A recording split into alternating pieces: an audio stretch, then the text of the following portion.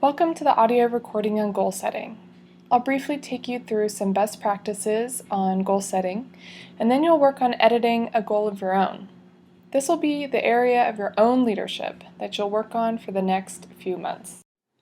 The learning objectives for today are that you'll be able to set challenging and specific goals using the SMART framework. Additionally, you'll be able to communicate to colleagues why self-development goals are critical to your ongoing development. Goals are our internal standards of performance. They serve as guideposts in directing our behavior. We typically think of goals as motivating, but there are predictable characteristics of certain goals that make them more motivating than others. Take Bob, for example. He thought setting do your best goals was more motivating because it's positive and less restrictive on his behavior. He was attracted to do your best goals because it's harder for others to evaluate his performance if he only tried to do the best that he could. After all, only Bob knows what his best is, so how could anyone else judge how well he was doing? Bob was surprised when he stayed in the same middle management position for years, while the peers he was hired with seemed to take on more leadership and got promoted every couple of years. It turns out that do your best goals are actually less motivating than challenging and specific goals. In research study after study, subjects who set challenging and specific goals outperformed those who set do your best goals on the same task. In leader self-development, Bob needs to set challenging and specific goals, but he also needs to allow room to edit over time.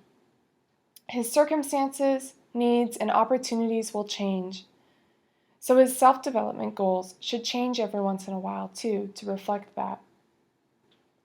You're now going to go through a series of exercises where you refine your goals, thinking critically about what it will take to achieve them, and in each step you'll make the goal a little bit better.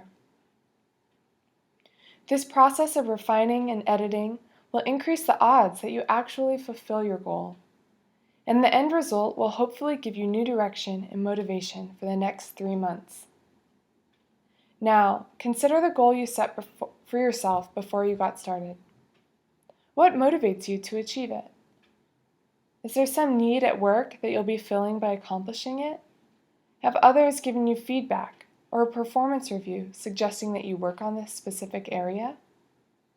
In other words, think about what drives this goal and why it even came up in the first place.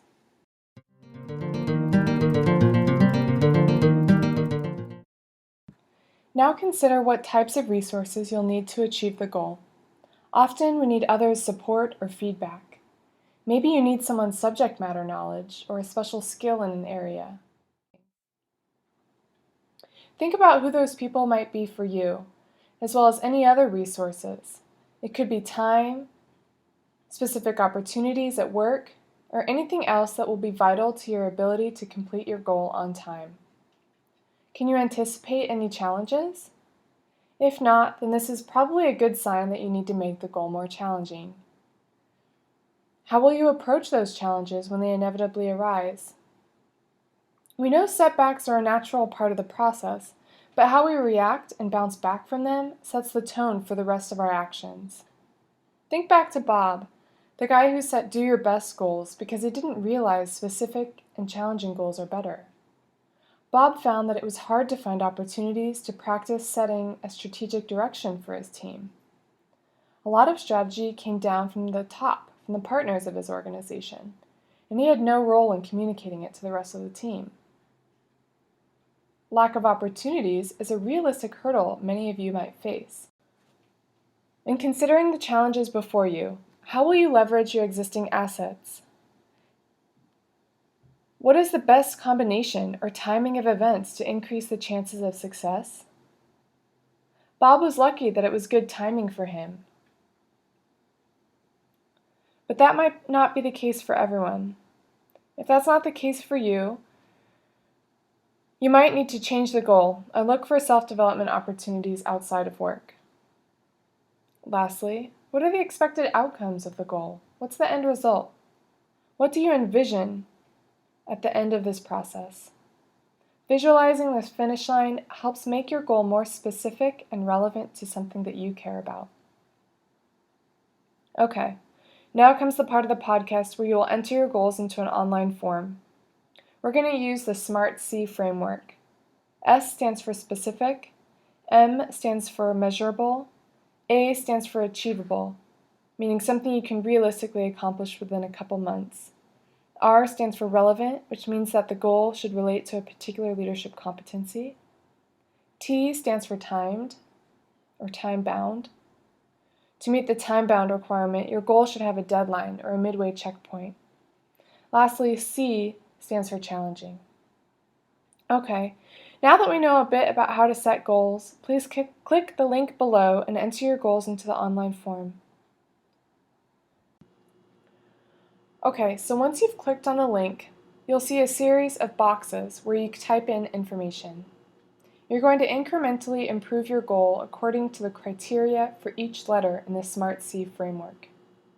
For example, I'm going to start out with a goal to become better at active listening. This is a critical leadership capability because it helps you listen to your followers and know what their motivations are. Okay, so in the first phase, I'm going to improve the goal to be more specific. For example, get better at using active listening techniques instead of just improve my active listening. Next, I edit the goal to be more measurable. Use at least one active listening technique in each tough conversation. So you can see here, with each round, you're improving the same goal, but just using a different criteria in the SMART-C framework. The next criteria is achievable.